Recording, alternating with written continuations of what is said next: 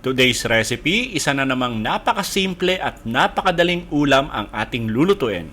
Pero tamang-tama sa maulan at malamig na panahon. Sabaw pa lang, ulam na. Magluluto tayo ng sinabawang bangus. Maglagay lang ng katamtamang dami ng tubig sa ating kaserola na paglulutuan, tapos lagay natin yung ating kamatis at sibuyas. At maganda po yan pag medyo marami yung kamatis na gagamitin natin kasi yan yung magbibigay ng asim sa ating sabaw. Lagay din tayo ng siling sigang at saka yung siling labuyo. Ngayon kung gusto nyo na maanghang yung sabaw, tadtarin nyo yung ating labuyo at ihalo sa ating sabaw.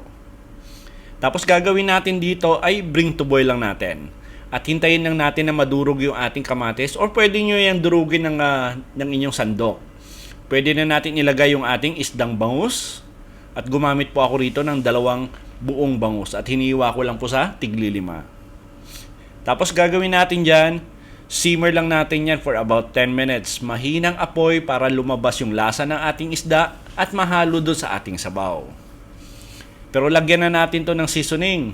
Lagyan natin ng patis. Ngayon kung ayaw nyo ng patis, pwede na lang kayo maglagay ng asin. Pero magdadagdag pa ako ng konting asin dito. At saka syempre, maglalagay tayo ng konting betchin para lalong malimnamnam yung ating sabaw.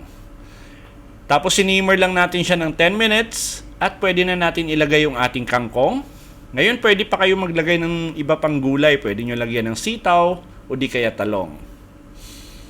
Lubog lang natin to, tapos since nakangkong lang yan, gagawin natin ay isi-simmer lang natin for another 1 minute. Para maluto lang yung ating kangkong.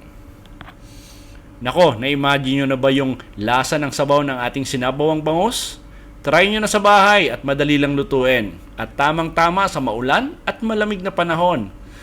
Masarap yan ihalo sa kanin, sabay subo. At sigurado po akong nagustuhan nyo yung recipe natin sa araw na to. Please like and share this video.